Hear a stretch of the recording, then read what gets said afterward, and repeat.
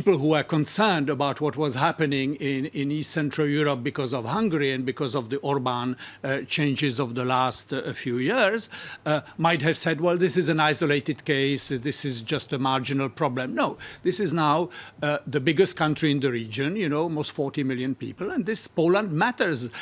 In fact, Poland matters. Poland was a great success story of the whole accession into the EU.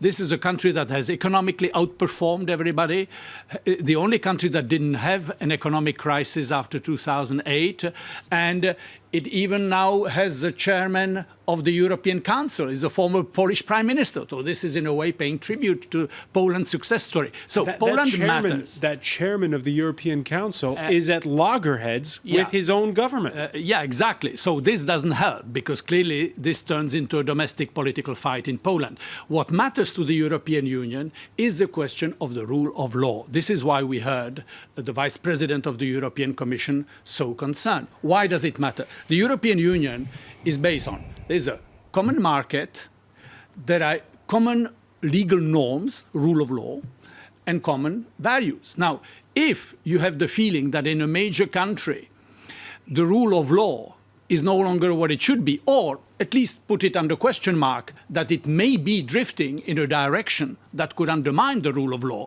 and clearly the Constitutional Court is par excellence the institution that matters for the rule of law. This is actually the guarantor of the legality of the whole political process. So this is a serious matter for the EU because the whole trust inside the EU is based on the assumption that if we adopt common measures, we have common institutions to implement them. But it's a fine line because Brussels doesn't want to appear to be telling nations how to run their own country. Well, that is true, and this is why what you hear from Brussels was first asking explanation, clarification. This was the 2 letters sent by the European Commission to the Polish government. Now what we heard at this meeting, some kind of monitoring process will be set into motion. In other words, this is not telling Poland,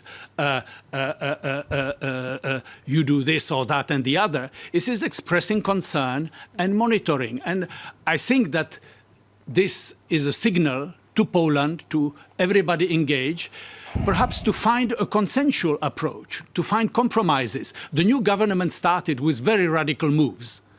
Maybe, and this is judging from a meeting between government and opposition in Poland yesterday, I have the feeling that some people say, well, perhaps this is a time to tone down, perhaps a compromise should be made on the Constitutional Court, on other issues. Why? Because it matters to Poland that Europe remains strong.